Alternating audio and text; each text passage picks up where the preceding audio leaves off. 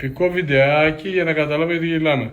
Μπάνιο χτιστό, λεντοτενίες παντού, φωτισμός πάνω. Όλο αυτό εξαφανιζόμενο,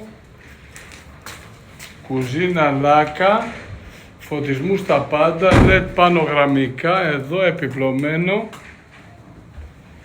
Εδώ τηλεοράσεις, τζάκια τα οποία παίζουν, εξαφανιζόμενη πόρτα, υπνοδωμάτιο.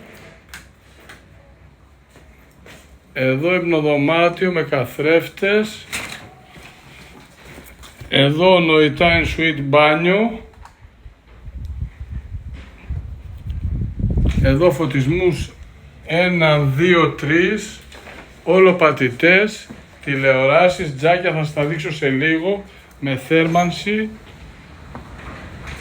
εξωτερικός χώρος, φωτιστικά, σούπερ, περγκοτέντα, that's all. Εδώ, φωτιστικά πάνω, τραπέζια, φωτισμούς κάτω. Απλά ακόμα δεν έχουμε καθαρίσει, τώρα θα σας δείξω και το τζάκι το ένα. Απλά για το τυπικό να το δείτε. Έχουμε δύο τζάκια, ένα εδώ. Εδώ το κρεβάτι και ένα εδώ. Αλλάζει, θέρμανση, τα πάντα, φωτιστικά. Νομίζω ότι είναι κάτι όμορφο.